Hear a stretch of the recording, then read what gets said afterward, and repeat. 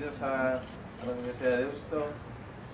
Sentimos mucho el retraso, ha sido unos minutos, pero tenemos un buen motivo, y es que queremos sorprenderos y queremos haceros pasar un buen rato. Tenéis agua a vuestra disposición. Si alguien cree que por estar en junio en Madrid Pilar tienes un sitio aquí en primera fila. Era para no levantar a todo el mundo. No, pero estás en primera fila. La presidenta de UNESPA tiene que estar bien colocada. Hoy, por favor. Tenéis agua a vuestra disposición. Tenéis... Esto el otro día nosotros estuvimos dando clases en IKEA y nos contaron una cosa que nos hizo mucha gracia, que son las practilities, ¿no? O sea, antes de dar una clase hay que contar algunas cosas muy prácticas. Hay agua, hay un cuarto de baño por esa salida de allí. Si alguien tiene claustrofobia o está pensando en la evacuación, no hay problemas.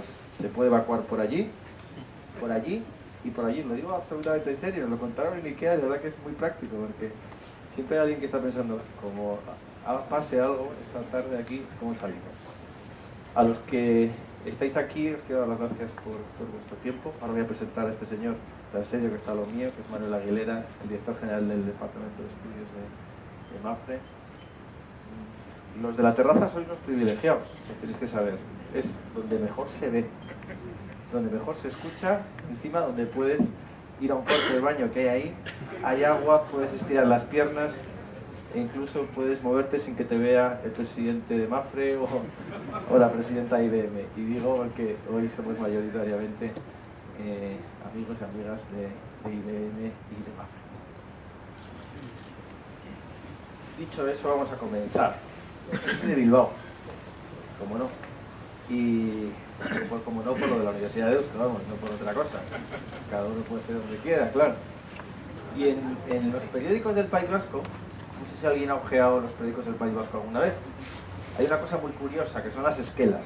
Las esquelas van con fotografía. Eso en los periódicos de otras partes de España no pasa. Pero en el Diario Vasco, en el Correo de Bilbao y en el Correo de Vitoria, creo que también en el Diario Navarra, ¿no, Juan? También van con fotografía.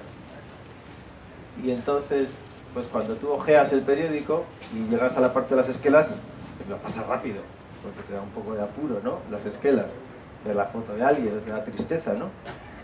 Pero, porque oye, pues que se muera alguien no es bueno. Pero nos están contando tantas cosas malas de envejecimiento. Son tantas noticias las que todos los días aparecen en los medios de comunicación de que va a colapsar el mundo por el envejecimiento, que me temo que dentro de poco, cuando ojeemos el periódico y veamos las esquelas, diremos, hombre, qué afortunado, se ha muerto, ¿no? Ya no va a tener que padecer el problema de las pensiones, ya no va a tener que padecer el problema de la falta de competitividad, ya no va a tener que sufrir el sistema de bienestar social. Es decir, que nos están contando tantas cosas malas como para envejecer, o relativas a envejecer, que se nos ha llevado, ahora en serio, a lanzar todo un movimiento que creemos que merece la pena entre MAFRE.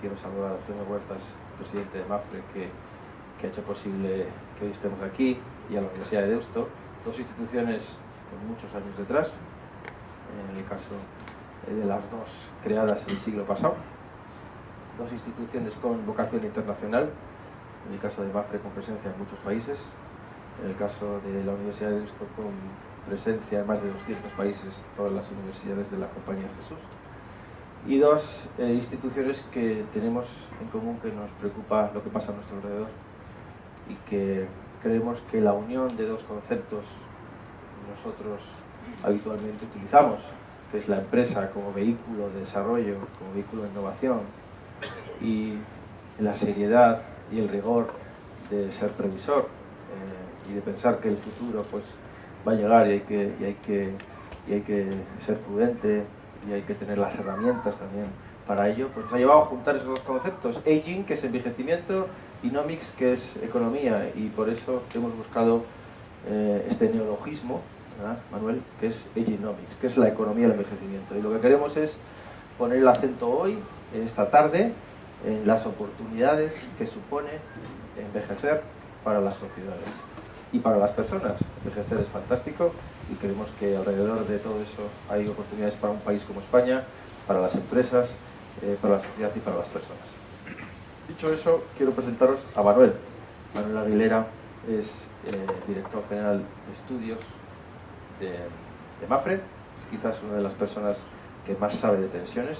Ha tenido altas responsabilidades en el gobierno de México, ha servido a la OCDE, también en la Asociación Internacional del Seguro, siendo presidente de dicha asociación, y desde hace unos años pues lidera el departamento de estudios de Manuel Aguilera,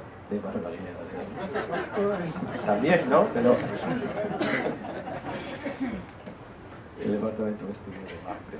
Y Manuel y yo vamos a intentar lidiar con el evento de hoy, ¿verdad, Manuel? Lo más posible, Iñaki.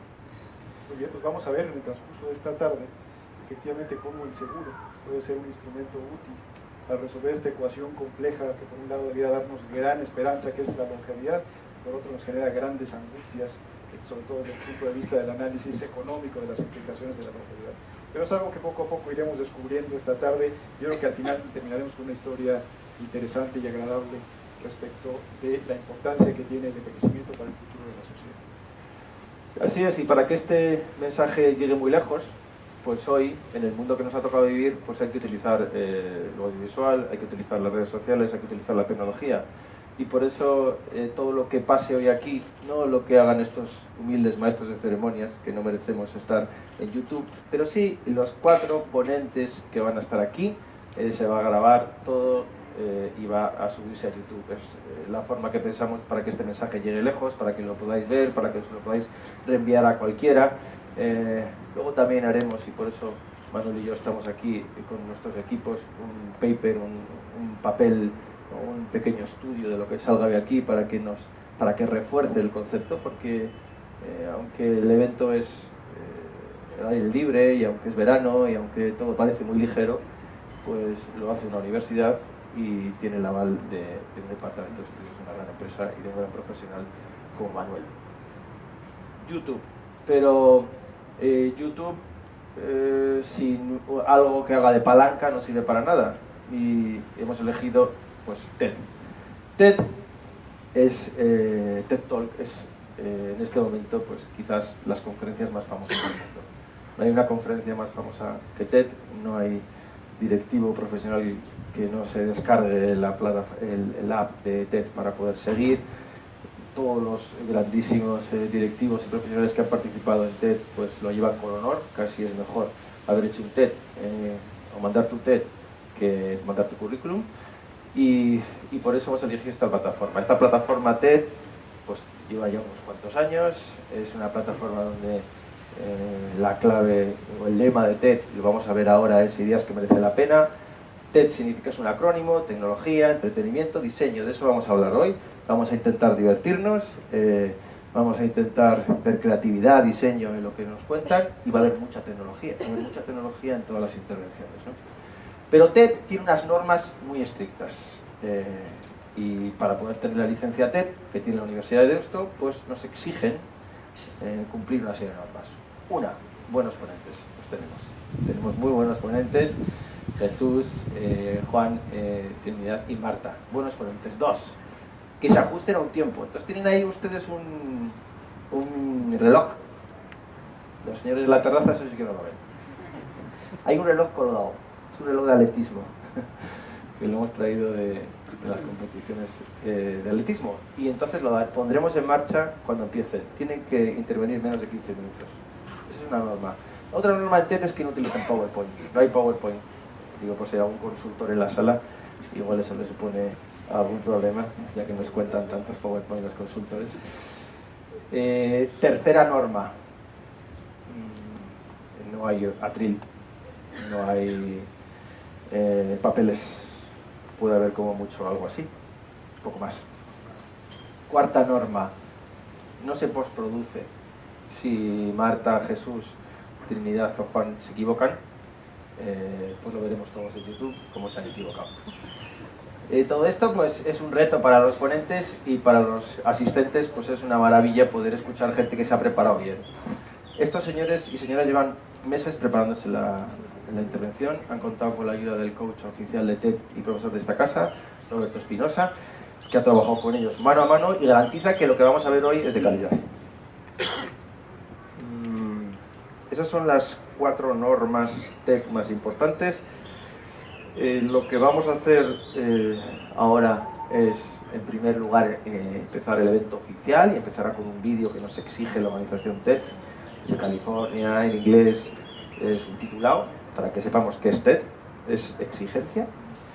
En segundo lugar, pues empezaremos con Trinidad Jiménez, que tiene el honor de romper el hielo, porque Trinidad pues, tiene una larga experiencia en hablar en público y bueno, pues nos va a dar confianza a todos que empiece hablando Trinidad del bienestar social, de un nuevo bienestar social en la era digital. Después de cada intervención que yo presentaré a cada ponente, Manuel va a intentar sentar las bases de alguna de las cosas que se han dicho. Esto es un evento TED, pero es un evento también académico y de conocimiento. Y entonces Manuel, pues trabajando en cada exposición, va a intentar darnos algunas pinceladas que nos recuerden que estamos en algo más que un evento, sino en el lanzamiento de un concepto que es la economía del envejecimiento, las oportunidades del envejecimiento. A continuación le tocará a Marta Martínez, a continuación a Juan Fernández Palacios, que es el segundo. No te importaría que te saltásemos, pero en cualquier caso habrá que hablar, Juan. Juan es el consejero delegado de Mafre de Vida, ha preparado concienzudamente su intervención y tenemos muchas ganas de escuchar cómo el concepto de Genomics aterriza en el mundo del seguro, que nos interesa mucho a los que estamos aquí. Después, otra vez, Manuel sentará las bases de lo que se cuente. En tercer lugar, Marta Martínez, presidenta de IBM, que tiene prisa y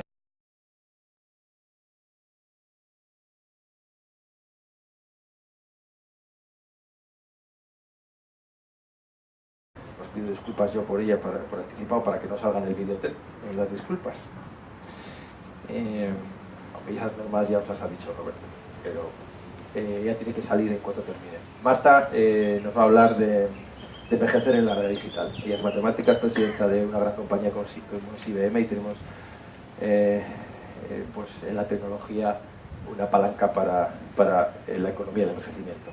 Veremos un vídeo TED a continuación, 6 minutos, subtitulado, muy cortito, pero también son normas de la organización y terminamos con Jesús Sainz, que nos va a hablar de la economía de las canas, la economía de las canas. Jesús Sainz es secretario general del Círculo de Empresarios, además de otras muchas cosas que luego contaré. Y terminaremos pues pudiendo charlar todos juntos con una copa, intentando que Genomics llegue muy lejos. Manuel, ¿nos hemos olvidado algo? No, creo que has cubierto todos los temas que necesitábamos saber hasta ahora. Estupendo, pues vamos a empezar con el vídeo. From Kenya to Colombia, from Iraq to Korea, in slums, in schools, in prisons, and in theatres. Every day, people gather at TEDx events around the world to hear the best ideas bubbling up in their communities. Today, you are part of a global conversation about our shared future. So what is this TEDx? TEDx is an initiative of the TED Conference, a non-profit devoted to ideas worth spreading. We grant free licenses to allow TED-like events to spread globally. This event today is based on the TED Conference format and ideals, but is independently organized by your local community. So please make sure to thank the team of volunteers who worked so hard on today's event. It's their ideas, dedication and time that made it all possible. It's they who booked all the speakers, and the views you'll hear today are of course those of those speakers, not necessarily of TEDs. But we hope their talks spark an exciting conversation among you. This is a day for curiosity and for skepticism, for openness and for critical thinking, for inspiration and for action. The more you enter into it, the more you'll take out. And now, on with the show. Bueno, vamos a empezar. Vamos a empezar con con nuestra TED Talk, con nuestra conferencia TED en Madrid, y vamos a empezar diciendo que España es un país estupendo. España es un país estupendo. Tenemos una de las mejores esperanzas de vida en nacer. 80 y tantos años. No me atrevo a concretar si es 82,6 o 83, me matiza Manuel, pero da gusto. Un país en el que cuando naces sabes que vas a vivir hasta los 83. Es un país estupendo en el que todo el mundo quiere visitar. Primeros, segundos, terceros de turistas en el mundo. Da gusto venir a España. Y todo eso es posible porque hemos construido entre todos un estado de bienestar. Un estado de bienestar en sentido amplio, ¿no? Porque se merece la pena vivir aquí. De eso vamos a hablar con Trinidad Jiménez. Trinidad Jiménez conoce muy bien lo que son las políticas públicas, milita en un partido que ha apoyado el estado de bienestar y que lo ha protagonizado y que no se entiende este país sin lo que han hecho muchos gobiernos del Partido Socialista. Es un honor contar con nosotros, con una ponente que ha sido ministra del Gobierno de España, ministra de Asuntos Exteriores, ministra de Sanidad, ha sido también candidata a alcaldesa de esta ciudad, de Madrid, y hoy está en Telefónica como directora global o directora de Estrategia Global de Asuntos Públicos, y nos va a hablar, y suya es la palabra, del estado del bienestar en la era digital. Muchas gracias. Un aplauso.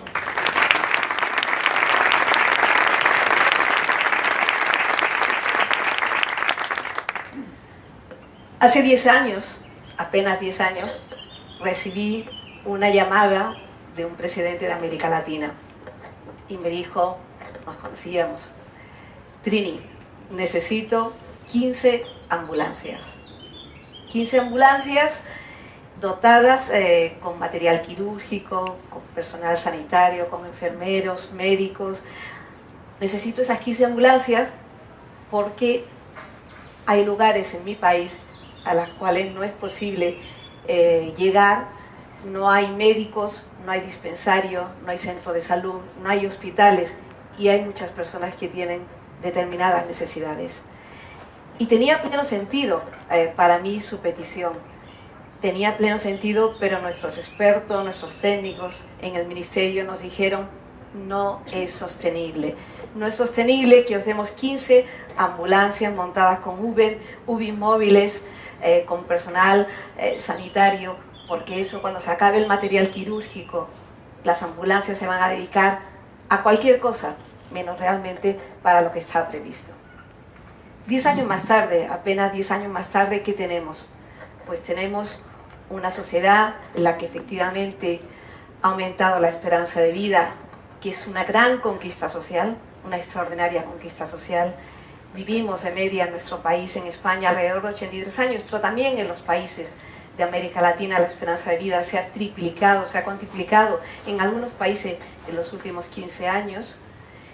Y es verdad que cada vez hay más personas mayores como consecuencia del aumento de la esperanza de vida. De hecho, se estima que en el año 2050 hay alrededor de 2.000 millones de personas mayores.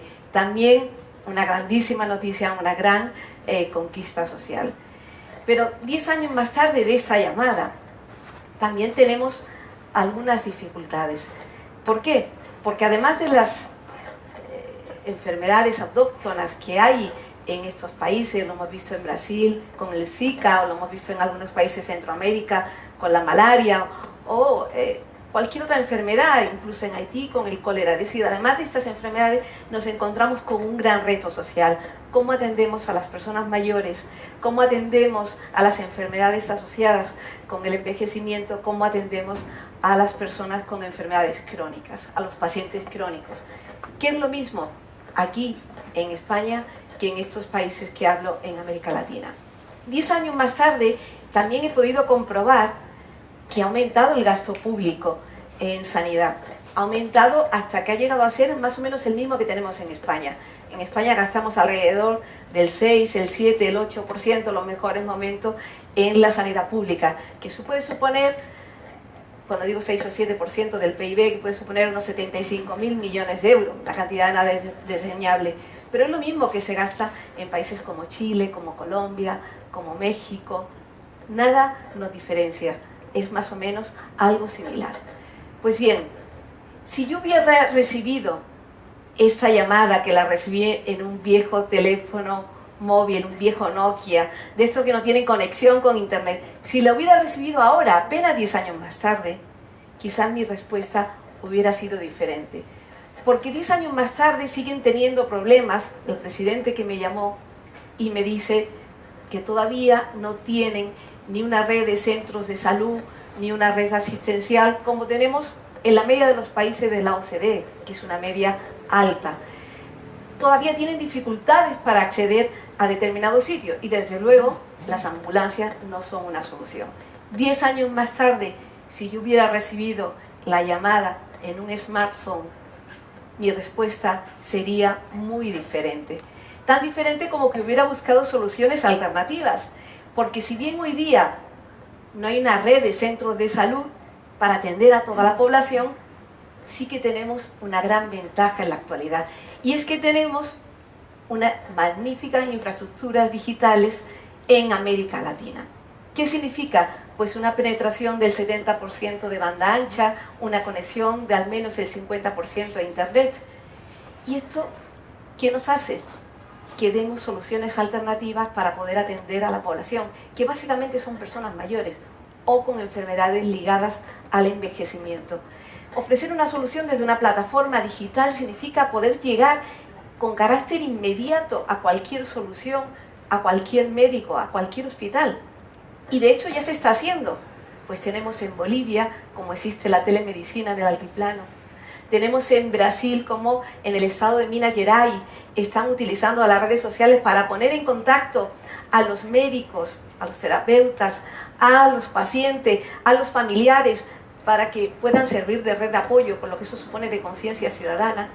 Tenemos también, por ejemplo, en Chile, que es un país, la verdad que avanzado y desarrollado dentro de América Latina, pero que tienen un déficit de cardiólogos. Y han hecho un programa que es telecardiología, que significa que se manda vía digital electrocardiograma para poder diagnosticar de manera apropiada cuál es la dolencia del paciente y cuáles son los remedios. Es decir, existe en Alemania. Esto nos ha igualado a todo. La era digital nos iguala a todos los países, y todos los países tenemos las mismas oportunidades de desarrollo y la misma oportunidad para poder buscar esas nuevas alternativas en el tratamiento de las enfermedades, en el tratamiento de la atención a las personas mayores. En Hannover, en Alemania, se hizo un proyecto muy interesante. Cogieron a 1000 pacientes. De esos 1000 pacientes, 700 decidieron tratarlo vía digital y el resto decidieron tratarlo de manera presencial, de manera convencional. ¿Qué ocurrió? Después de 2 años, las personas que habían sido tratadas de manera digital, con una combinación digital y presencial, mostraron, en primer lugar, una mayor satisfacción en la atención. ¿Por qué?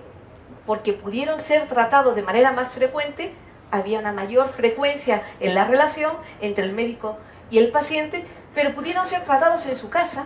La mayoría de las personas mayores prefieren ser tratadas en su casa, prefieren ser atendidas en su casa o tienen alguna dificultad para moverse, pero es que además el coste del tratamiento fue infinitamente inferior, un 30% menos se gastó en gasto hospitalario, un 5% menos también en medicamentos y lo que es más importante, además de la satisfacción del paciente, y es que se consiguió que hubiera una reducción de la mortalidad. Es decir, todas estas personas dijeron, pues sí, la tecnología nos brinda una oportunidad, la tecnología nos brinda unas soluciones alternativas y nos procura una mayor calidad de vida y una mayor satisfacción. Con lo que ello además supone de generar valor en el desarrollo del capital humano en los países donde se implanta.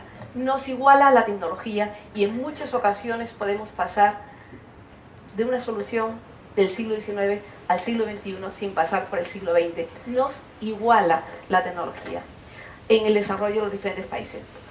Hay una anécdota atribuida al doctor Marañón. En una ocasión una persona le dijo, doctor, ¿cuál es la herramienta más útil para un médico? Y el doctor Marañón contestó, la silla. Y a muchos nos podrá sorprender la respuesta, cómo una silla es más útil que un bisturí, que un antibiótico, que cualquier adelanto de los que hay hoy día. Y tiene sentido la respuesta del doctor Marañón. En esa silla, el doctor atiende al paciente, oye al paciente, escucha lo que le quiere decir, cómo se siente, cómo le va a responder, cómo le va a diagnosticar. Y esto es insustituible. Es fundamental la silla.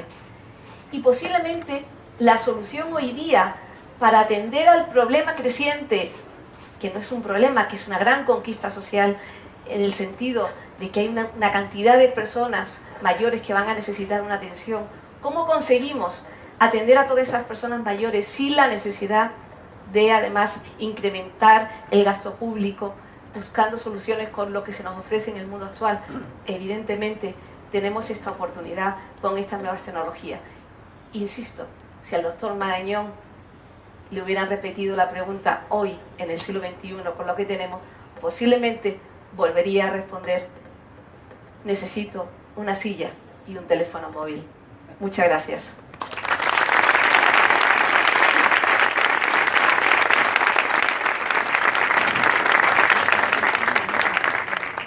Muchas gracias, Trinidad. Yo no conocía a Trinidad Jiménez, esto es un honor y me ha gustado mucho escucharla, porque así como Iñaki está orgulloso de España, yo evidentemente lo estoy de América Latina, mi acento me delata, soy mexicano, y me ha dado mucho gusto escuchar lo que ha dicho de América Latina. América Latina, debo decir, que es un sitio, en estos momentos de la historia, un sitio muy interesante del mundo.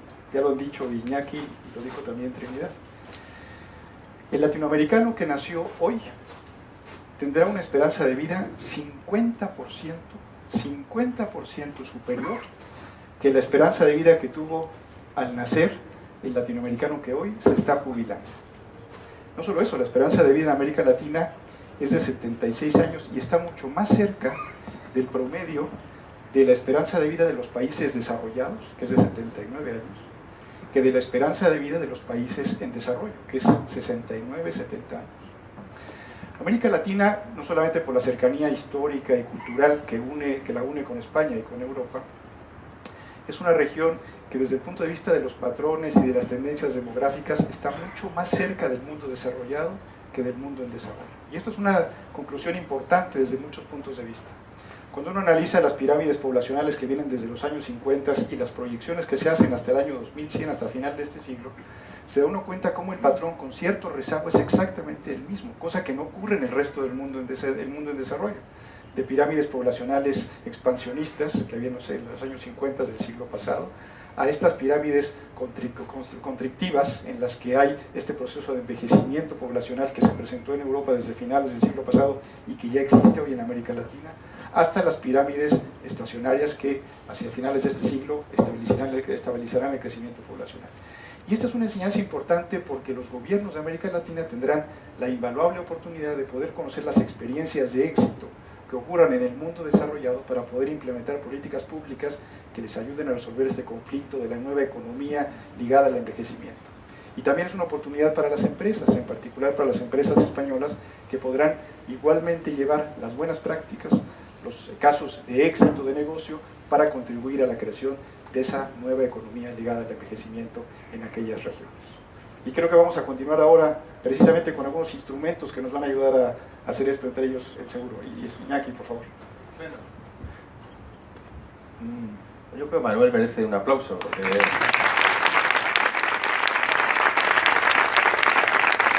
aunque Manuel no va a salir en YouTube, pero sus análisis nos interesan mucho, porque como hemos dicho, todo esto va a ir a un documento que va a tener pozo académico y va a intentar ir lejos y por lo menos que pueda poquito a poco implantarse una cultura del envejecimiento positiva. Yo tengo aquí alguna noticia, esta es de expansión de ayer, ¿no? La semana pasada. Y entonces, claro, es que dice Linde avisa, el envejecimiento lastrará el PIB, el empleo, la I+D y las pensiones. Es decir, solo es difícil encontrar noticias positivas alrededor del envejecimiento. El CSIC investiga sobre envejecimiento y hemos estado viendo las líneas de trabajo que tiene el CSIC. 5 líneas de trabajo: tecnología, salud, pero etcétera, pero no hay ninguna que hable de economía, no hay ninguna que hable de empresas, no hay ninguna que hable de oportunidades. Es decir, que el envejecimiento es una oportunidad. Pero también hay que tener en cuenta que el envejecimiento pues, puede generar algunas amenazas, ¿no? En 2050, el 40% de la población en España tendrá más de 65 años. Hoy apenas un 18% tienen más de 65 años, pero en muy poco tiempo el 40% tendrán esa edad. Los organismos internacionales, en concreto la ONU, dice que en 2050 seremos el país más envejecido del mundo. No habrá un país con más gente mayor que España. Eso está ahí. Por eso también queremos ver una perspectiva rigurosa, seria, preventiva, prudente del fenómeno del envejecimiento, y por eso hemos invitado a Juan Fernández Palacios, que es el consejero delegado de Mapfre Vida en España, además de otras responsabilidades que tiene dentro de la compañía, para que nos hable de economía del envejecimiento, genomics y seguros. Juan, puedes venir ya si quieres, porque así te voy presentando. Juan es funcionario, es inspector de seguros, además es actuario y economista. Sí. Las dos cosas que sumado a inspector de seguros no está mal. Para empezar, trabajó en la administración pública y luego se pasó a la empresa privada. Esto no se graba, al lado oscuro, diría un funcionario. Y en Bankia o en Caja Madrid trabajó unos cuantos años, y desde el año 2000 en Mapfre. Tenemos muchas ganas de escuchar su intervención alrededor de genomics y el mundo del seguro. Adelante, Juan. Muy bien, pues muchas gracias por tus palabras, Iñaki. Quisiera empezar haciendo referencia a un caso real que leí en la prensa hace aproximadamente 4 semanas.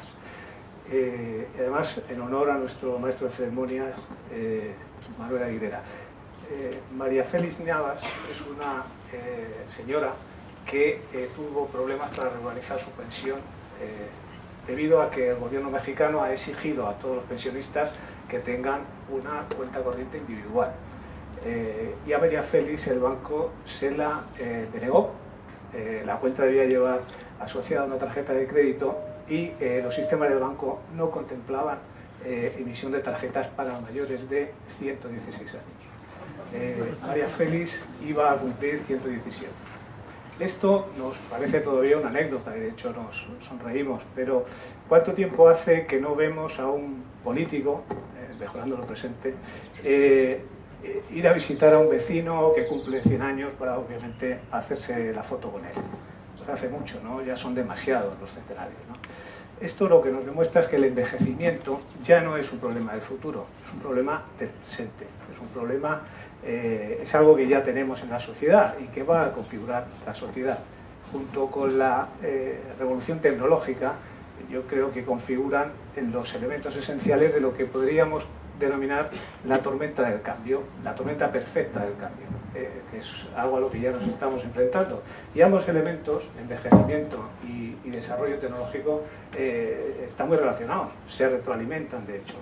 A más tecnología, más vida, y a más vida, más tecnología, ¿no?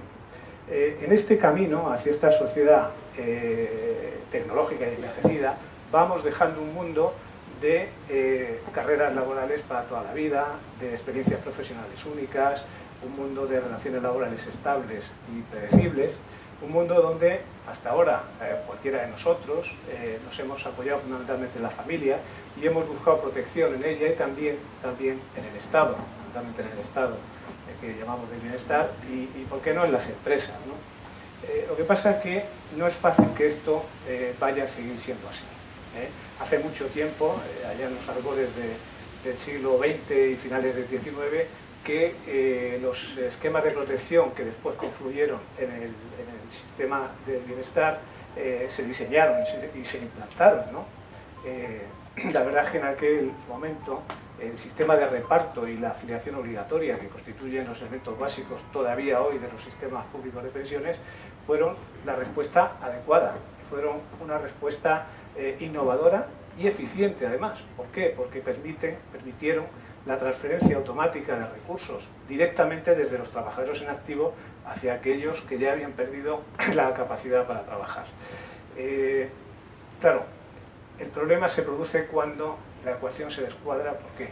Porque llega mucha más gente a la edad de retiro y porque los que llegan viven mucho más años de los que se habían planeado. En el caso de España, según datos del Instituto Nacional de Estadística, durante el siglo XX se duplicó la esperanza de vida a los 65 años. Hoy está por encima de 21 años. Pues bien, esto que cuento no es ideología, son datos objetivos, matemáticas y estadística. Creo que este es un problema que debemos asumir que trasciende a la política. Es verdad que se han hecho reformas, algunas muy importantes, pero la fuerza del envejecimiento poblacional y de la revolución digital es tan grande que la situación no va a revertir, sino que va a ir a más, probablemente va a ir a más. La esperanza de vida va a seguir aumentando. De hecho, se ha abierto el debate ya sobre los límites a la vida,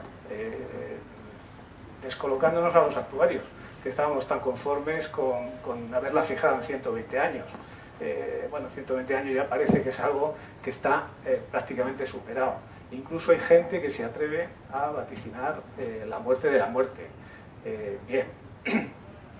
También va a seguir aumentando el número de personas que alcanzan la edad de retiro, cualquiera que sea la que se fije, por un fenómeno que los actuarios denominamos rectangularización de la mortalidad.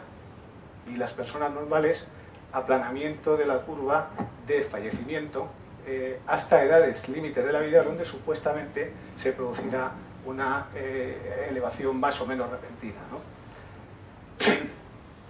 ¿Qué significa todo esto en términos de las personas y de los grupos de individuos?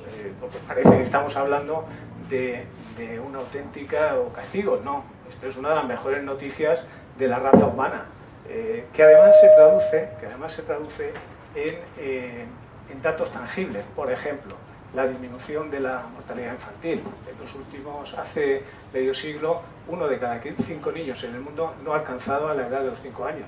Hoy es 1 de cada 20. Gracias, entre otras cosas, al acceso masivo y a un coste mínimo a vacunas que han erradicado enfermedades como la viruela, la polio, la tuberculosis, y que realmente han matado a muchísima gente a lo largo de la historia. Tampoco es mala noticia la explosión de las nuevas tecnologías, por lo que tienen de ayuda a las actividades humanas y por los grandes horizontes que abren, ¿no? También es verdad que lo hacen a base de un cambio muy sustancial en la forma de trabajo, un cambio que se traduce en la destrucción acelerada de empresas sustituidas por otras, afortunadamente, y en la generación de nuevos empleos que ya tienen asociado una mayor rotación. Es bastante difícil que todo esto no afecte a la estabilidad del flujo de ingresos hacia los sistemas de pensiones. Hay que aceptarlo. Por eso es imprescindible aceptar que tenemos que asumir una mayor carga de responsabilidad individual en lo que llamamos, o lo que podemos llamar, la planificación y gestión del ciclo económico vital. Si en este ciclo la vida en pasividad va a ganar peso en detrimento de lo que son los años en activo, y además el trabajo en activo va a ser más irregular, más vale que hagamos una distribución racional de los ingresos que seamos capaces de generar a lo largo de nuestra vida activa, ¿no? Pongamos atención a esto, porque hasta ahora la verdad es que unos y otros se han justificado pensando que esto era algo que ya ocurriría en el largo plazo, y bueno, algo se nos ocurriría para entonces, ¿no? Pero lo cierto es que el largo plazo está aquí ya. Muy pronto nos vamos a empezar a jubilar los baby boomers, y lo vamos a hacer, y esto va a agravar el problema, con unas pensiones más altas que la media, las que están cobrando hoy los actuales pensionistas, ¿no? O por lo menos eso espero.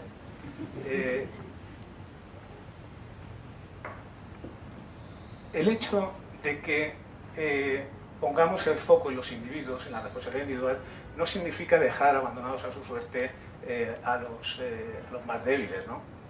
Por cierto, que el seguro justo representa lo contrario, porque está basado en el principio de solidaridad. solidaridad con los afectados por catástrofes naturales, solidaridad con los afectados por la enfermedad y por otras contingencias, por la muerte. Últimamente se habla mucho de economía colaborativa y yo tengo que decir que el seguro es el principal ejemplo histórico de economía colaborativa. Lo llevamos en nuestro ADN. Lo que pasa es que lo llamamos de otra manera, lo llamamos mutualismo, que es un término antiguo. La verdad es que los aseguradores nunca se nos ha dado demasiado bien lo de poner nombres a las cosas. Ahí seguimos con nuestros siniestros, rescates, provisiones matemáticas, en fin. El principio mutual lo que significa es la puesta en común de recursos para afrontar contingencias futuras, ¿vale? Y aunque lo importante, lo esencial es esa vocación de puesta en común, lo cierto es que esos recursos tienen que ser administrados. Tiene que haber un gestor especializado que calcule las aportaciones a esos fondos, que calcule, que cobre y recaude los fondos, que tramite las prestaciones, que las pague. En definitiva, necesita un gestor que va a ser la compañía aseguradora, que es la compañía aseguradora, que además tiene que procurar optimizar financieramente esos recursos. Ahí eso me da pie a recordar que los aseguradores somos especialistas en la gestión del ahorro a largo plazo, porque las reservas de seguros son susceptibles de invertirse en activos menos líquidos, en activos como infraestructuras, en proyectos que tienen o que requieren un proceso de maduración más largo, ¿no? Ahí tenemos una oportunidad de ayudar a la sociedad, ayudar a la colectividad a conseguir sus prioridades, precisamente en nuestra actuación como inversor institucional, yendo incluso más lejos del concepto de responsabilidad social corporativa para llegar a lo que ahora también está poniéndose en boga, que es el valor compartido con la sociedad. Desde el origen, la verdad es que los aseguradores nos hemos estado ocupando de recabar información de la realidad, de recabar los datos de la experiencia histórica y ponerlo a disposición o proyectarlos al futuro en una incertidumbre. Por eso el fenómeno de Big Data también está en nuestro ADN. Llevamos, sin llamarlo de esa manera una vez más, practicándolo desde hace muchísimos años, ¿no? ¿Qué estamos haciendo? ¿Qué hemos estado haciendo sino manejar y proyectar la ley de los grandes grupos? Por eso tiene sentido que los aseguradores lideren el proceso de utilización intensiva de los Big Data, ¿no? Y es verdad que aquí nos hemos descuidado un poco, pero todavía estamos a tiempo de reaccionar, ¿no? Otro gran reto relacionado con los Big Data es el Internet de las Cosas, porque también incide en la cantidad y calidad de información que necesitamos para desarrollar la actividad aseguradora y nos obliga de hecho a reinventarnos en lo que es la cuantificación de los riesgos y el cálculo de las primas. Bien, lo cierto es que en esta situación en la que estamos actualmente, donde, como dicen los consultores, la disrupción se está convirtiendo en la nueva normal y donde el cambio se acelera exponencialmente porque ya no hay que pensar, y ya no hay que pensar y actuar tanto en función de cómo las cosas son, sino de cómo van a ser. Ahí la apuesta del seguro por la innovación tiene que ser determinante e inaplazable. Y concretamente, volviendo al tema de las pensiones, tiene que ser inexcusable esa apuesta por la innovación en lo que llamaríamos la fase de desacumulación, que es donde los aseguradores tienen que asumir el máximo protagonismo a través de sus soluciones de rentas.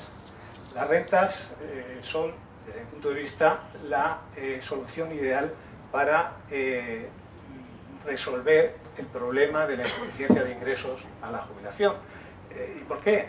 Pues primero, porque rentas vitalicias es lo que pagan los sistemas públicos de pensiones y por tanto es lo que tenemos que complementar. Y en segundo lugar, por las propias ventajas que las rentas ofrecen a los ciudadanos. Voy a citar solo dos.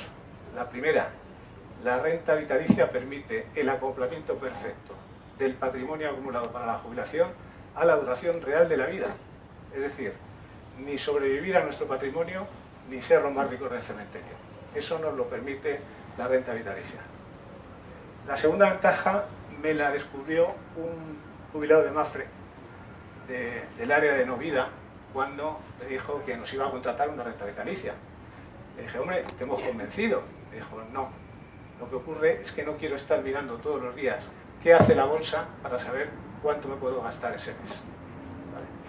La verdad es que en materia de renta vitalicia tenemos que hacer un esfuerzo por mejorar nuestra comunicación con nuestros clientes, con los ciudadanos, ¿no? Siempre sin perder de vista que lo prioritario es la seguridad y la solvencia, es decir, tenemos que disponer de mecanismos técnicos adecuados que nos permitan superar una eventual evolución disruptiva otra vez de la longevidad.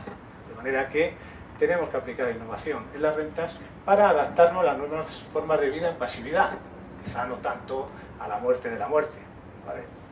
Y ya termino, creo que estoy todavía en tiempo, repitiendo que en la sociedad del envejecimiento la verdad es que la tecnología representa una magnífica oportunidad para los aseguradores, porque nos van a permitir desarrollar con el máximo potencial nuestras capacidades históricas, siempre poniendo a la persona como centro de la innovación. Y por otro lado, las aseguradoras, el seguro, es la mejor palanca para evitar situaciones de pobreza y exclusión social en esta etapa cada vez más larga de la vida. Si acertamos en esta misión, nos lo agradecerá mucha gente, entre ellas María Félix Navas, que con sus 1.200 pesos de ayuda mensual, 56 euros, creo que este dato no lo había dado, seguro que tiene otras necesidades, además de la cuenta corriente y la tarjeta de crédito. Muchas gracias.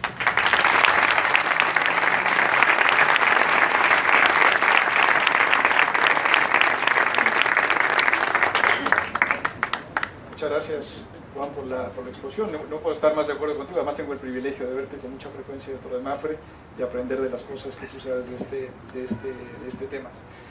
Una cosa que se ha dicho aquí que es sin duda muy importante, lo dijo Juan y lo dijo Iñaki, a quien entre paréntesis agradezco que me haya dado la oportunidad de estar aquí acompañándolo. Él es profesor de Deusto y es el hombre T en Madrid. Una cosa que se ha dicho en esta intervención, que es muy importante, es que la dinámica poblacional de España es no compleja, complejísima. España tiene una esperanza de vida que es superior en 5% a la esperanza promedio de los países desarrollados del mundo. Uno dice, bueno, realmente 5% no es tanto, son 4 años más de esperanza de vida. Pero eso significa que la brecha entre la edad de jubilación y la esperanza de vida es en España 33% más grande que en el promedio de los países desarrollados. Y esa es una situación complejísima. Es como si estuviéramos ya no frente a dos mundos, el mundo en desarrollo y el mundo desarrollado, sino ante tres: el mundo en desarrollo, el mundo desarrollado y España. Y este reto implica necesariamente reconcebir la economía, reconcebir la sociedad y reconcebir los instrumentos que pueden ayudarnos a resolver este problema, entre ellos el seguro, que es sin duda por sus características un instrumento fundamental para lograrlo.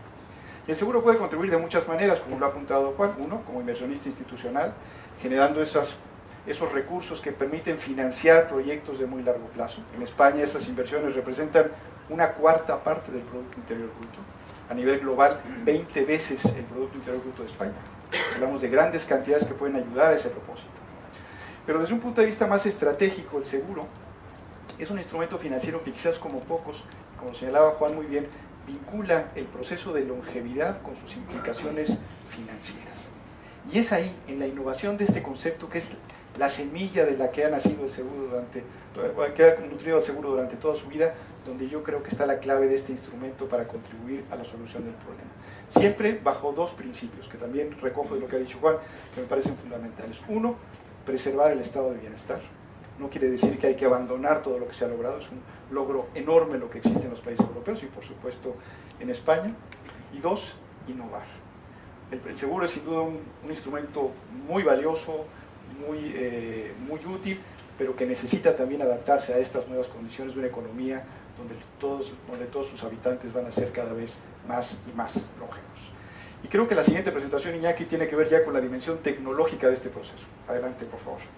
Muchas gracias, Manuel. Ha sido un gusto trabajar juntos estos meses y con Elvira Arango, que nos ha liderado a todo el equipo de Deusto y de Mapfre para poder poner en marcha todo lo que estamos viendo hoy. Juan terminó on time. Hay quien dice que ha raspado el reloj, pero Trinidad sobró 5 minutos. Le sobraron 5 minutos que no se los va a regalar a nadie porque no se pueden sumar. Vamos a ir a por la siguiente charla. Si alguien quiere agua, yo sé que esto se puede hacer largo, hay agua para todos. Si alguien quiere sentarse, necesita sentarse, hay sitios libres. Hay un sitio aquí y otro aquí, y hay otros 2 sitios. Palabra de honor que podéis sentaros, porque si alguien está de pie o incómodo puede utilizar los sitios, están para eso. Estamos en familia. El evento no ha sido un evento abierto, hemos invitado los ponentes, Deusto y Mapfre.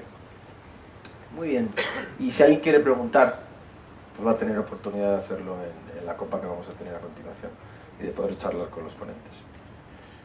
Continuamos. En 1965 un científico, y esto me permite pues presentar a Marta Martínez, que también viene del mundo de la ciencia, porque ella es matemática, se le ocurrió pronosticar que cada año los procesadores, los chips, iban a ser el doble de potentes y que cada año los procesadores iban a ser la mitad de caros. Ese pronóstico se trasladó en una ley que se bautizó como Ley de Moore y todos los años se ha ido cumpliendo. El amigo Moore dejó la ciencia, Gordon Moore, y creó Intel, y creo que no le fue mal creando Intel, pero esa ley se ha ido cumpliendo y eso pues hace posible que mi madre, que se llama Begoña, que vive en el País Vasco, que tenga la misma capacidad de procesamiento en el bolsillo, en un móvil hoy, que la NASA cuando el hombre llegó a la Luna. Eso es la disrupción tecnológica, eso es la exponencialidad, también algunas cuestiones que se explican os explicáis los matemáticos, ¿no? E incluso la singularidad, que hablan del momento en el que estamos viviendo, como parece que los robots y la vida artificial pues empieza a pensar por sí misma, ¿no? De alguna de estas cosas nos va a contar nos va a hablar Marta Martínez, nos va a hablar de cumplir años y de hacerse mayor en la era digital, y es un honor poder tener a una matemática, a una presidenta de una gran compañía como es IBM. Ella tuvo la suerte también de trabajar en Estados Unidos en IBM, vicepresidenta durante mucho tiempo, y hoy pues nos honra con su presencia, sabiendo que está mirando el reloj porque tiene que irse, pero tenemos 15 minutos para escucharla. Muchas gracias, Marta.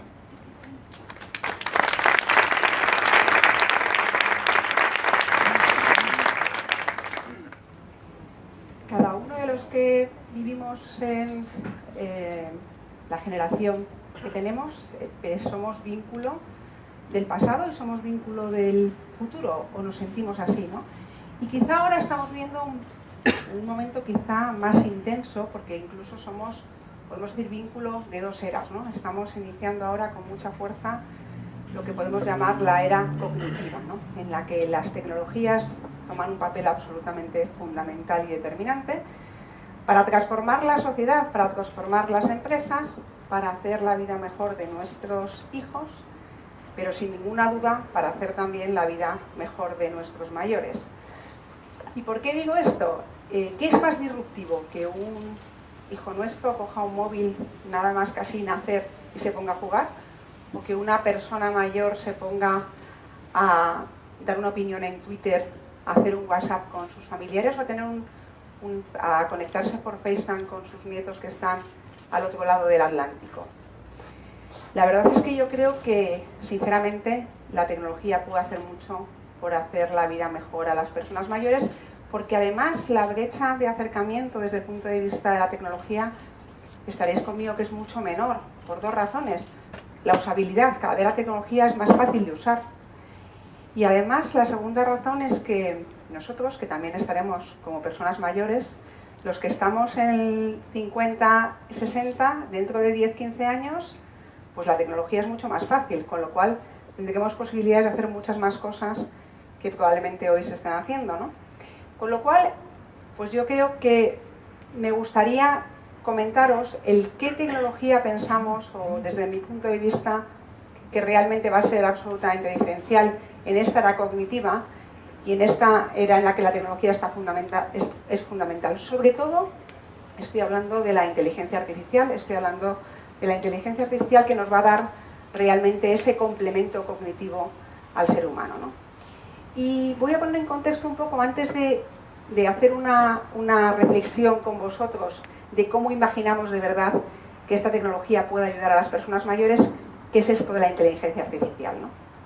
La inteligencia artificial, pues es como tecnología, está ya hace muchos años y ahora está realmente pues como en boga y como realmente la tecnología más importante en esta transformación digital, fundamentalmente por el hecho de la información que estamos generando, por el hecho de la información que estamos generando no estructurada, por el hecho de información que no podríamos analizar desde el punto de vista de imágenes, de textos, de vídeos, que hasta el día de hoy con las tecnologías tradicionales no podríamos analizar. Con lo cual, claramente, en este mundo digital en el que vivimos, la inteligencia artificial y esas tecnologías son absolutamente fundamentales. Y además son fundamentales y van a transformar todas las industrias, la industria financiera, la industria de la salud, la industria del seguro, del transporte, la sociedad, ¿no? Y ahora lo que nos queda entender es si realmente estas tecnologías pueden de verdad ayudar a vivir mejor a las personas mayores. Para que os hagáis una idea, en el fondo, la tecnología cognitiva, ¿qué tiene de fuerte? ¿Qué tiene de algo absolutamente diferencial? Entendimiento del lenguaje natural, capacidad de análisis, capacidad 100% de concentración, manejar muchísima información, que se complementa muy bien con las características muy importantes del ser humano y además de una persona mayor, que es empatía, capacidad de relación, creatividad, imaginación, ensoñación. Todo eso pues complementa muy bien con las tecnologías cognitivas, con lo cual creemos que es un binomio muy importante para esta transformación en la ayuda a las personas mayores. Pero voy a ser un poquito más concreta, voy a intentar aterrizar de verdad en qué puede ayudar realmente a las personas mayores. Y lo voy a centrar en tres aspectos. El primero, el aspecto de la salud. Claramente, yo creo que puede ayudar de una forma muy importante al aspecto de la salud, que es algo muy importante en las personas mayores. También en el ámbito de la autonomía. También yo creo que puede ayudar ahí de una forma también relevante. Y en tercer lugar, en el ámbito social. En el ámbito de la salud, desde luego esas tecnologías en las que se están generando pues, millones de información, estamos hablando de 400 estudios al día en el mundo de la oncología, por decir un dato, con lo cual cantidad de ingente de información que una persona y un profesional no puede escapar de asimilar. Estamos hablando de que las tecnologías cognitivas pueden analizar 800 millones de palabras por segundo. Obviamente, pues un ser humano no tiene capacidad de analizar tanta información en tan poco tiempo, ¿no? Con lo cual, en el ámbito de salud es muy importante, estamos hablando ya que en Estados Unidos las tecnologías cognitivas están ayudando a 1 de cada 3 pacientes en el mundo de la oncología a detectar y a poner información adicional que el oncólogo no tenía. Y además también en el ámbito de la salud, en la industria farmacéutica, estamos hablando que esas tecnologías, un fármaco que tradicionalmente puede tardar 10 años de media en salir, con estas tecnologías se puede reducir el tiempo a 2-3 años. Algo también muy importante en el ámbito de salud, ¿no? Con lo cual, este es la primera parte en la que realmente las tecnologías cognitivas pueden ayudar a las personas mayores. Segundo tema, lo que es la autonomía. ¿Por qué la autonomía? La autonomía porque realmente esto también estamos hablando del mundo del Internet de las cosas, en la que realmente hay muchísimos sensores en todas partes, tenemos que recoger muchísima información, es lo que llamamos el Internet de las cosas. Estamos hablando de la casa conectada, en la que realmente pues una persona mayor prefiere vivir en su casa que estar en una residencia si es capaz de tener pues todo lo que es desde el punto de vista del aspecto de seguridad, de teleasistencia, cosas que realmente pueden generar autonomía a esa persona mayor. Además, puede generarle ayudar para hacer cosas desde el punto de vista de gestión, una gestión financiera en un banco, una gestión de una cita, puede tener muchísimas ayudas realmente que le puede hacer que con la tecnología pueda vivir de forma autónoma en su casa muchísimo más seguro y con muchísima más posibilidad de hacer más cosas, con lo cual claramente generaría muchas más posibilidades y mucha más fuerza en lo que es la persona mayor como que se sienta autónoma, ¿no? Y la tercera pata es la parte social. La parte social que claramente es un tema absolutamente importante, porque mucho de los sentimientos que nos preocupan es el tema de la soledad. Al final todos entendemos que la tercera edad o las personas mayores, pues realmente el sentimiento de soledad nos preocupa, ¿no? Y es una de las cosas que yo creo que está ahí, ¿no? Pues por un lado las tecnologías van a ayudar a tener entornos colaborativos, a hablar con más amigos, pueden participar en más foros, pueden dar opiniones, pueden hacer diferentes actividades, ¿no?, que les puede ayudar la propia tecnología en sí, ¿no? Pero además, claramente la tecnología les puede ayudar a liberar todo el tiempo que habitualmente los familiares parece que es una dependencia y el tiempo que le dedicas es más tiempo logístico de ayuda, que te acompaño al médico, que te llevo a que te hago este trámite, que te hago ese tipo de cosas, y realmente esto lo podemos intentar reducir de una forma clara y que el tiempo de verdad que estemos con las personas sea un tiempo mucho más de calidad y disfrutemos mucho más de las personas y de nuestros familiares y nuestros amigos. Con lo cual yo creo que sin ninguna duda estas tecnologías también van a ayudar de forma determinante al entorno y al ámbito social, ¿no? En definitiva, lo que está claro es que la tecnología, las posibilidades de tecnología están ahí, pero también lo que es importante es las necesidades de verdad que tenemos, ¿no?, desde el punto de vista de la humanidad. Y no es que la tecnología vaya a ayudar a las personas mayores porque se va a ocupar de ellas. Lo que va a hacer la tecnología es que va a estar y va a ponerse a la disposición de las personas mayores para que ellas mismas se ocupen de ellas, es decir, para que las personas mayores tengan posibilidad de estar mejor, de tener una autonomía mayor, de tener una posibilidad de relacionarse mejor y tener una vida mejor, ¿no? Pero al final, la responsabilidad real de todo esto no es de la tecnología, la responsabilidad es nuestra, la responsabilidad de que realmente seamos capaces de hacer una vida mejor a nuestros mayores es de todos nosotros, de la sociedad, y realmente hay que, el reto aquí es aunar voluntades, intereses, sueños, y que todos realmente luchemos por hacer una vida mejor para nuestros hijos, pero también para hacer una vida mejor para nuestros mayores. Muchas gracias.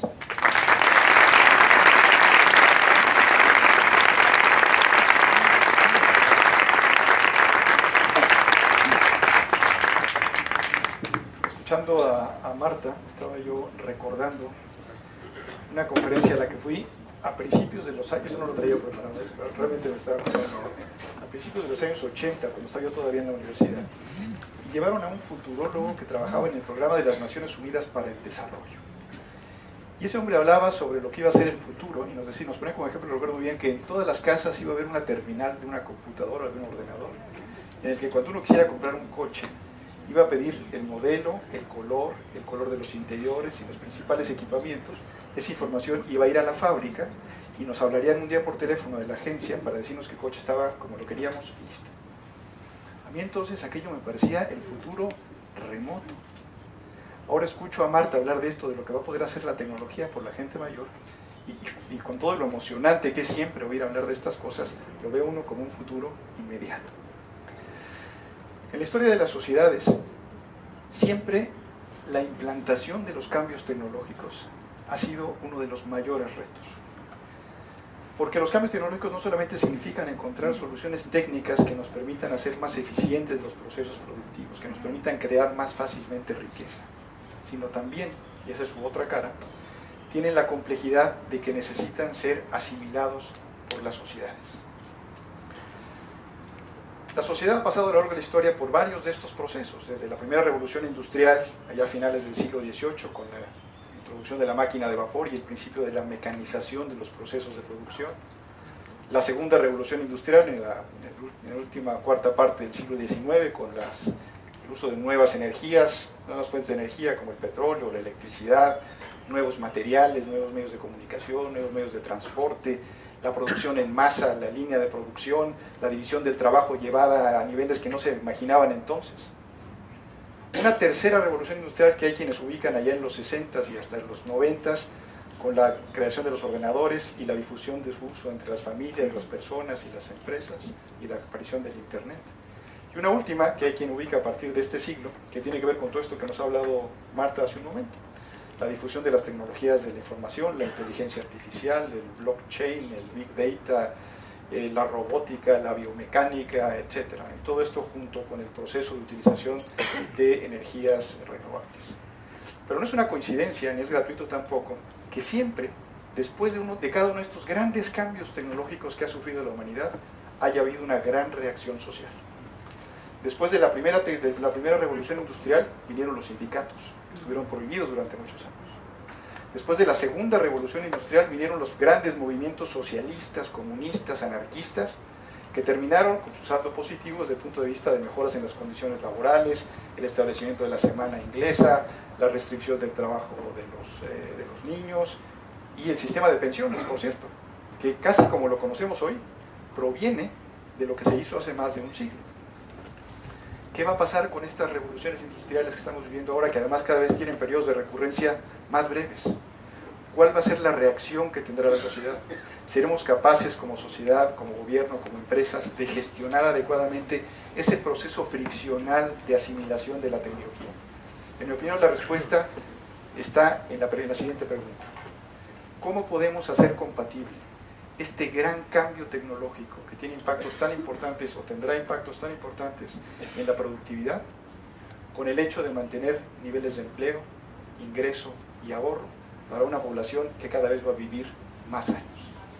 Y eso yo creo que nos lleva directamente a una plática que yo estaba esperando precisamente por esto, que es el asunto de la economía de las canas. Estupendo. Adelante.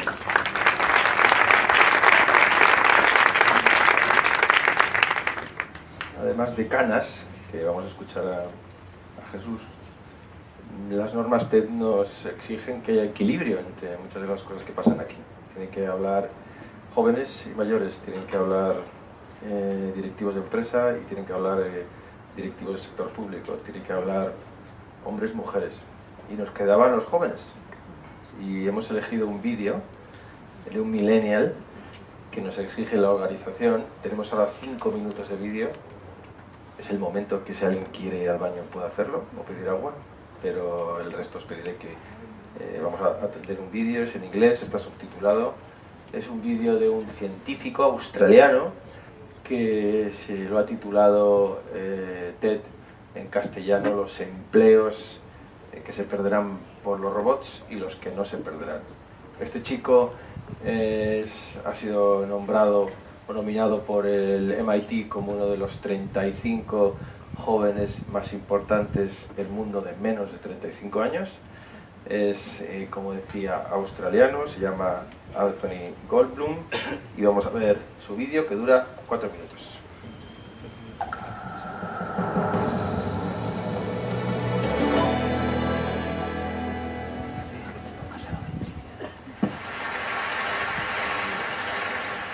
So this is my niece. Her name is Yowie. She is 9 months old. Her mum is a doctor and her dad is a lawyer. By the time Yowie goes to college, the jobs her parents do are going to look dramatically different. In 2013, researchers at Oxford University did a study on the future of work. They concluded that almost 1 in every 2 jobs have a high risk of being automated by machines. Now, machine learning is the technology that's responsible for most of this disruption. It's the most powerful branch of artificial intelligence. It allows machines to learn from data and mimic some of the things that humans can do. Now, my company, Kaggle, operates on the cutting edge of machine learning. We bring together hundreds of thousands of experts to solve important problems for industry and academia. So this gives us a unique perspective on what machines can do, what they can't do, and what jobs they might automate or threaten.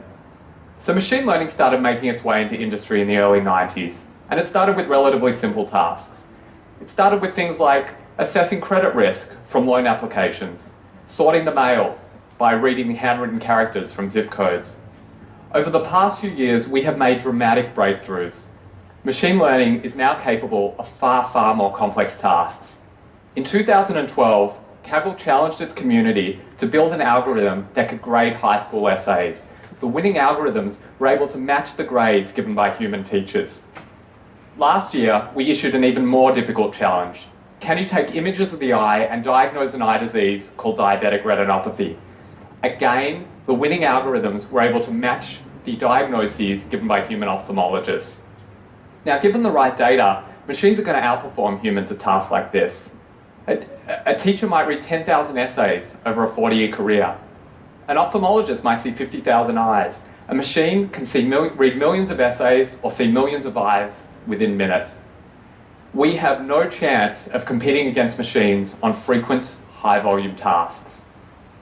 But there are things that we can do that machines can't do. Where machines have made very little progress is in tackling novel situations.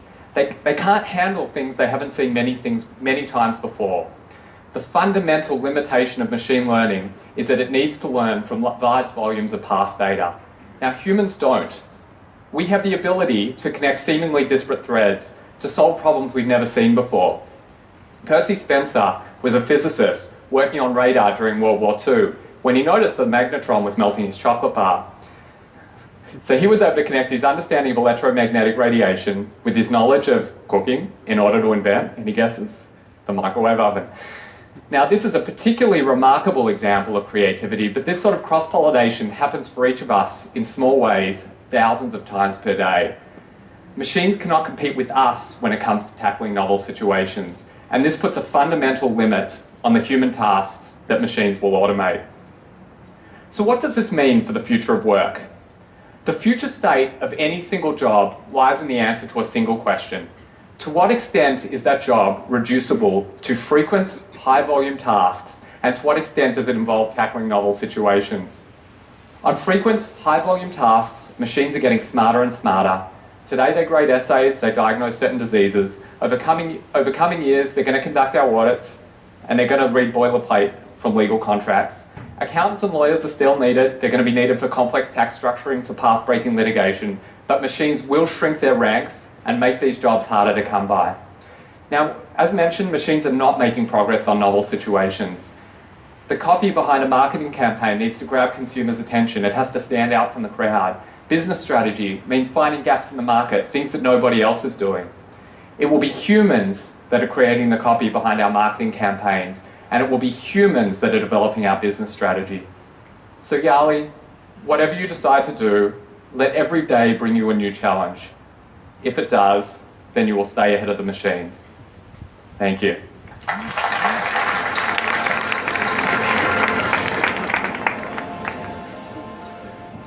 Bueno, nuestros ponentes están a la altura del que acabamos de ver, por supuesto. Vamos a ir terminando y vamos a por la última parte. Hemos intentado hibridar, mezclar edad y oportunidades. Hemos intentado hacer una mezcla entre cumplir años y además que eso sea bueno para nuestro entorno, ¿no? Y hoy uno de los vehículos, si no el más importante para conseguir que esas cosas se puedan hacer realidad, para intentar cambiar lo que está a nuestro alrededor, para intentar conseguir una realidad, hoy ese vehículo es el emprendimiento.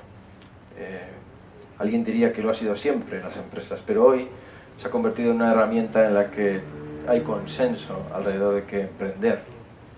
Y hemos recientemente varios profesores de Deusto y CADE analizado los programas de los partidos políticos sobre emprendimiento y hemos visto que sorprendentemente pues hay un denominador común, es que todos apoyan la capacidad que tiene que tener este país para emprender. Pues bien, esa herramienta para cambiar es el emprendimiento, ¿no?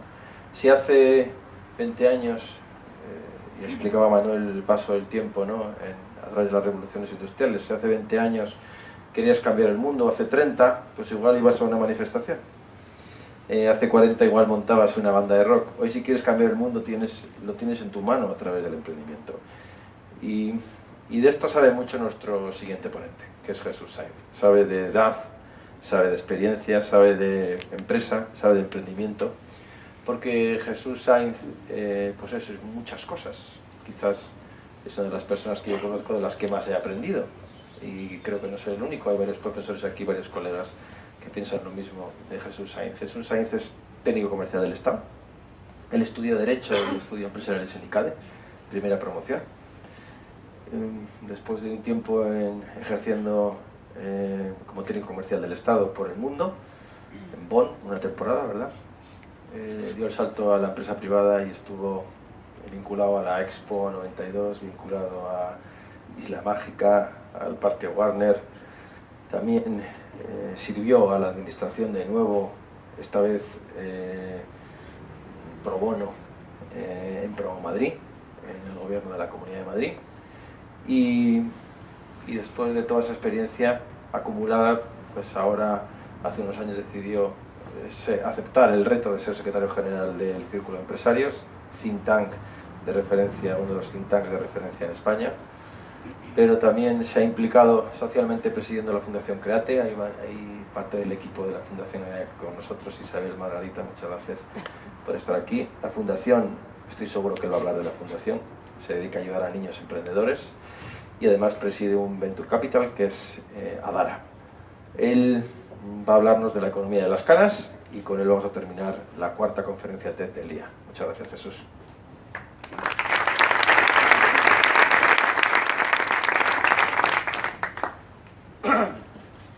La mayoría de nosotros hemos experimentado a lo largo de nuestra vida un punto de inflexión, un instante en el cual decidimos tomar una decisión, cambiar nuestra filosofía de vida.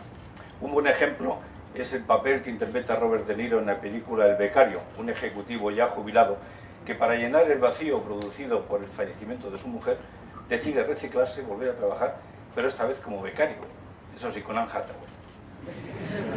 Yo sufrí un punto de inflexión en mi vida hace casi 9 años, cuando estaba en el lobby del Hotel Oberoi en Mumbai. Entraron 2 terroristas disparando, más bien barriendo a todas las personas que se encontraban en el restaurante, en el bar o en la zona de recepción. En los minutos que estuvimos los de la delegación de la Comunidad de Madrid y empresarial en el suelo, oyendo los disparos por encima de nuestras cabezas, los ruidos de los cristales rotos de los espejos, los gritos de angustia de la gente, pues vimos que lo que era un hotel de lujo se convirtió en unos instantes en el lugar de una masacre.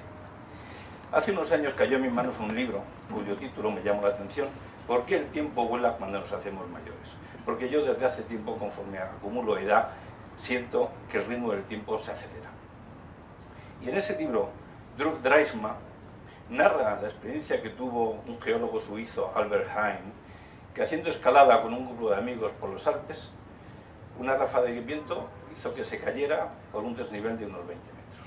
Y Albert Heijn contaba que en el tiempo que duró la caída, que obviamente 20 metros no podían ser más de 3 o 4 segundos, él cuenta que tenía las ideas nítidas y ordenadas, que el pensamiento adquiría una mayor velocidad de la normal, que al mismo tiempo que tenía percepciones objetivas, tenía sensaciones subjetivas. Y por último, que no tenía ni miedo ni pánico, sino una especie de calma divina. Pues bien, yo, en aquellos minutos que estuvimos ahí en el Hotel Oberoi hasta que conseguimos salir, no digo que tuviera una calma divina, pero estaba tranquilo. Pero estaba tranquilo, ¿por qué? Porque pensaba que en algún momento una de esas ráfagas de ametralladora me iba a coger de lleno, iba a perder la vida en un instante, no me iba a enterar y no iba a sufrir, como le ocurrió a una empleada que estaba cerca nuestro, que no se tiró al suelo y cayó desplomada. Pero sufría pensando en mis hijas, cuando se enteraran del fallecimiento de su padre en esas circunstancias. Y sufría pensando en mis nietos, que se iban a quedar sin abuelo, porque yo ejerzo de abuelo. Pero al mismo tiempo mi cerebro funcionaba muy rápidamente, como decía también Albert Heijn, diciendo cómo salimos de este infierno. Y de esta experiencia saqué una enseñanza, y es que en las situaciones de riesgo conviene gestionar uno mismo las soluciones y no fiarnos de terceros, porque si nosotros hubiéramos seguido las instrucciones del personal del hotel, quizás yo no estaría hoy aquí contando esta experiencia que marcó mi vida. Y marcó mi vida porque desde entonces yo soy consciente de que disfruto de una prórroga, que la vida tiene un límite temporal y que nunca sabemos cuándo va a llegar. De ahí que procuro aprovechar mi tiempo más consciente e intensamente, porque cada minuto que pasa es un minuto irrecuperable El tiempo es nuestro recurso más escaso por definición. Y de ahí que también haya adoptado como norma de vida el aforismo latino carpe diem, pero yo lo he adaptado y digo carpe minutem. Disfruto de la madurez, disfruto de la familia, de los amigos y disfruto del trabajo, aunque yo disfruto mucho en el trabajo.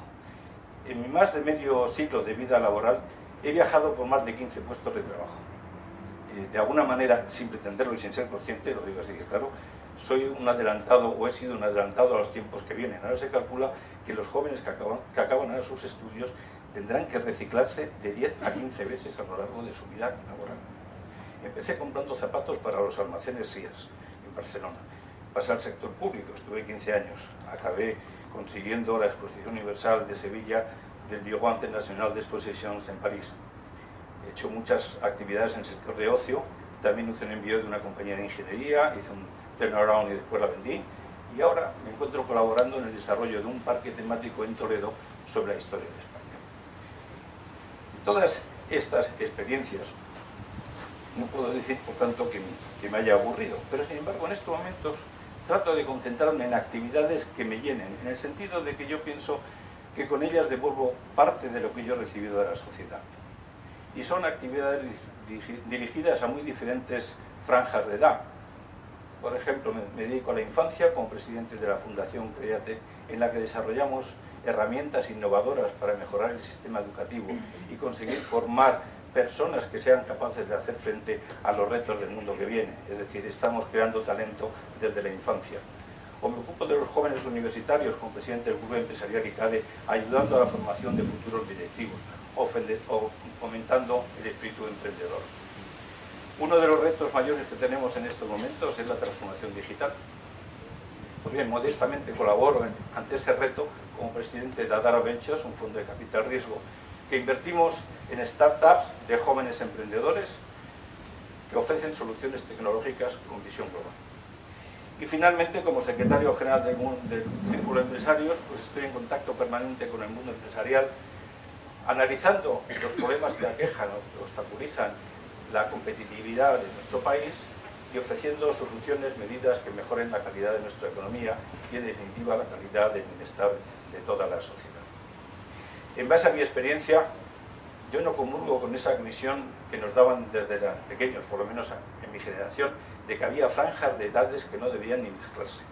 Yo entiendo que deben mezclarse y que las organizaciones empresariales deben mezclarse los jóvenes con formación y con ilusión, pero sin experiencia, con los adultos que ya ven la vida por la popa.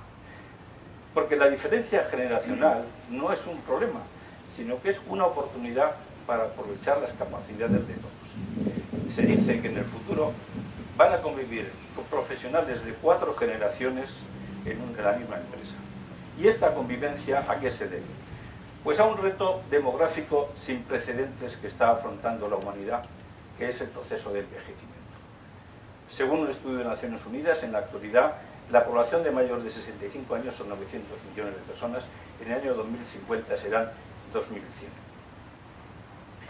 Esto hará que quizá las sociedades se conviertan en sociedades más conservadoras, más estáticas, más proteccionistas, más adversas al riesgo, y también hará que los gobiernos tengan que reformular la financiación y la configuración del estado del bienestar, que aumentarán los gastos en pensiones, en sanidad y gastos en dependencia.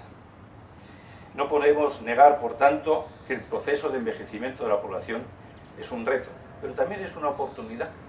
De ahí que haya surgido un nuevo campo de análisis, conocido como The Silver Economy, que yo he traducido como la economía de las canas, por el cual se analizan los cambios que se van a producir en el consumo de esa generación adulta y los efectos que va a tener en la innovación, en la estrategia empresarial, en la gestión del talento. Según un paper recientemente publicado por Acemoglu y Restrepo sobre los efectos que tiene el proceso de envejecimiento en el crecimiento de la economía, ellos llegan a la conclusión de que van a ser positivos porque las empresas tendrán que aumentar su innovación y desarrollar nuevas tecnologías. En primer lugar, para hacer frente a la caída de la población activa, aumentando la productividad del trabajo. Y en segundo lugar, para hacer frente a las demandas, nuevas demandas de esos nuevos patrones de consumo de esa generación adulta. porque es una generación, además, con gran capacidad de consumo. Según un estudio de BNP Paribas, la población de más de 65 años, en el año 2020, supondrá más del 40% del consumo a nivel global. Y Bank of America, en un estudio llamado The Global Silver Economy, cuantifica ese consumo en una cantidad que es equivalente a 15 veces el PIB español. De ahí que no sea de extrañar que haya empresas que se dediquen a innovar con nuevos productos, nuevas soluciones que hagan frente a estas nuevas demandas de la generación adulta, como en el caso de que, por ejemplo, en movilidad, Honda con los exoesqueletos o Google con el vehículo autónomo. Pero esta generación, además, es una generación muy emprendedora. Según un estudio de Global Entrepreneurship Monitor, el 13% de los adultos de más de 65 años siguen estando activos trabajando por cuenta propia. Y curiosamente, el porcentaje de emprendedurismo de los jóvenes de menos de 29 años es solamente el 11%. O sea, contrariamente a como podríamos pensar, son más emprendedores los adultos que los jóvenes. Porque el talento, si eso es así, yo me pregunto, ¿por qué las empresas no tienen en cuenta este talento que sigue activo por cuenta propia pasados los 65 años? Es que al revés, no es que no lo tengan en cuenta, todo lo contrario. Las empresas han desarrollado planes de jubilaciones anticipadas y desperdiciando el caudal de conocimiento, de experiencia que tiene este colectivo, además precisamente en un contexto de escasez de talento. Porque el talento senior, después de muchos años de actividad, tiene muchas connotaciones positivas. Son personas que su madurez les hace que ya tengan su propia ética profesional. Son expertos en resolver problemas y en solucionar soluciones conflictivas. Y se caracterizan por su generativity. Generativity, concepto acuñado por el psicoanalista Erik Erikson, que expresa el deseo de las personas adultas de contribuir a las generaciones próximas actuando como tutores o mentores de los jóvenes que se incorporan a la vida laboral. De ahí no es de extrañar que haya países que valoren el talento senior, como es el caso de Japón, donde la jornada laboral se va reduciendo en número de horas conforme el talento acumula y acumula experiencia, porque lo consideran como un capital esencial que hay que mantenerlo para que ayude a la formación de los jóvenes que se incorporan a la empresa. O los países nórdicos, donde hay sistemas de mucha flexibilidad, de formas que los jubilados pueden trabajar en trabajos a tiempo parcial, incluso en actividades distintas de las que se llevan a cabo durante su vida profesional. También hay empresas que son conscientes de que hay que aprovechar el talento senior. Por ejemplo, ANZ Banking Group, que es un banco australiano, que en el año 2004 pues desarrolló un programa conocido por Age Diversity Strategy, por el cual quiere crear una cultura laboral donde la edad no sea una barrera.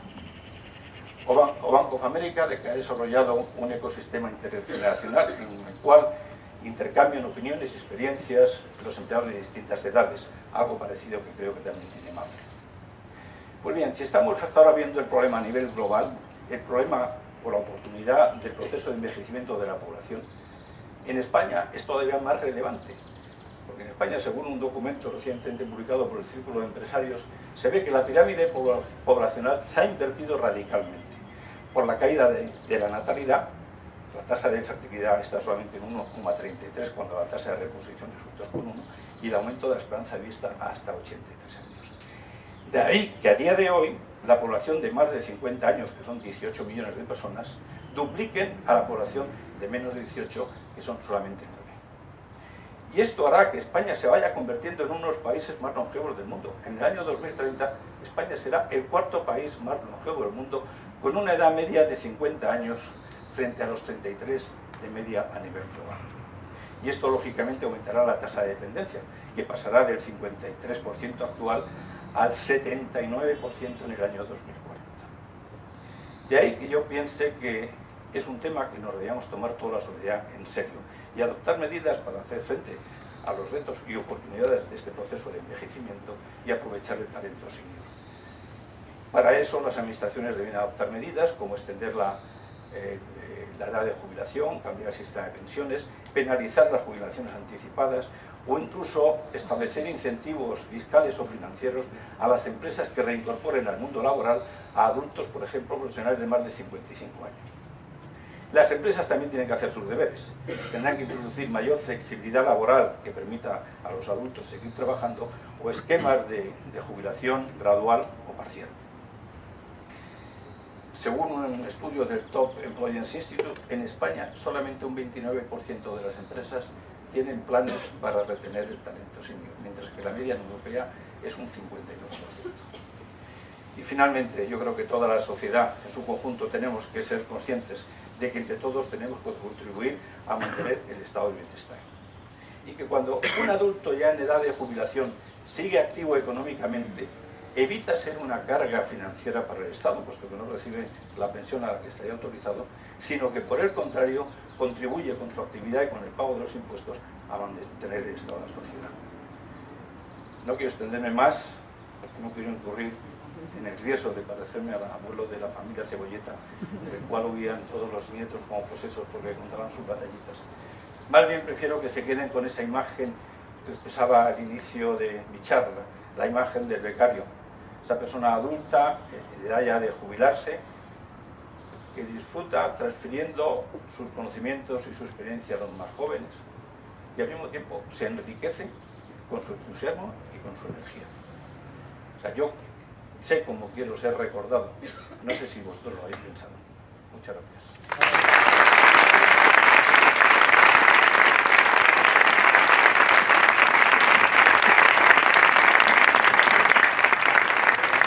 Bueno, Manuel,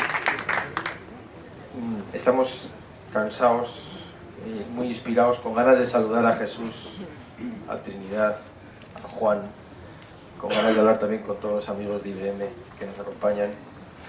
Vamos a intentar telegráficamente dar algunas conclusiones del día o incluso de la charla de Jesús y vamos a disfrutar de la música, del jardín. Estamos en una universidad de la Compañía de Jesús y quiero dar gracias a Dios porque no ha llovido también, porque estábamos todos asustadísimos de que iba a llover y que íbamos a tener que irnos dentro. Manuel. Pues no, simplemente decir, me ha gustado mucho la plática de Jesús. Yo debo decirte que me conocí a mi bisabuela, que murió para los estándares mexicanos cuando tenía 103 años. Yo tenía 15 años entonces, me acordaba de ella, pero la verdad es que mi bisabuela murió igual como la conocí. O sea, una señora que estaba en una silla de ruedas desde hacía muchos años y que uno llegaba y le decía, hola, ¿cómo estás? Y le hacía una cara así, más o menos, pero nada más que eso. Cuando hablamos hoy de la mayor longevidad, hablamos no de lo que vivió, de cómo sobrevivió mi bisabuela, sino de hombres que van a tener capacidades físicas e intelectuales, como sea Jesús, para seguir contribuyendo para la sociedad. Y eso es muy importante, no solamente desde el punto de vista económico, que ha perfilado perfectamente bien Jesús, en el sentido de que necesitamos gestionar formas a través de las cuales esa sociedad longeva pueda seguir contribuyendo económicamente. También en una dimensión más social, en la dimensión de que nos sentimos orgullosos como sociedades. Si de veras las sociedades consideraran que los 65 años son el tope para contribuir al desarrollo de las mismas, tendríamos sorpresas muy desagradables. Si la sociedad se hubiera tomado en serio eso, por ejemplo, no conoceríamos la Mona Lisa de Leonardo da Vinci, ni la visión del Apocalipsis del Greco, ni habríamos disfrutado las tantas interpretaciones de Plácido Domingo del área de Nessun Dorma de Turandot, no porque quizás Plácido Domingo no se hubiera aventado a cantarla después de los 65 años, sino porque Puccini no habría escrito nunca la ópera. Ni la ciencia se habría beneficiado de la aritmética universal y de Newton, ni de la teoría general de la gravitación de Einstein, ni habríamos disfrutado de los diálogos de la Dorotea de Lope de Vega, ni de los secretos en el cementerio de Praga de Humberto Eco. Hay que diferenciar entre lo que es ese límite cultural, que es la jubilación, y el límite real que nos ofrece la ciencia y la tecnología para vivir más y seguir contribuyendo a la sociedad. Increíble. Manuel, muchas gracias.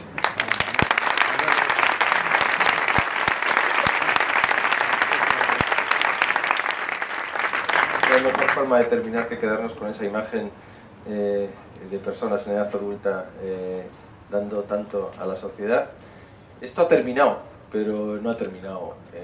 No ha hecho más que empezar en lo que queríamos, ¿no? Y queríamos IBM, queríamos Mapfre, queríamos The Student School, que es poner el acento en las oportunidades que significa envejecer. Vamos a seguir hablando de este tema. Vamos a intentar luchar para que todas las noticias de prensa no solo sean malas, sino que sean oportunidades para un país como España o para todo el mundo alrededor del mundo del envejecimiento. Y ahora vamos a celebrar que cumplimos años, vamos a celebrar que envejecemos con una copa que os queremos invitar y además pues seguir charlando con todos vosotros. Muchas gracias.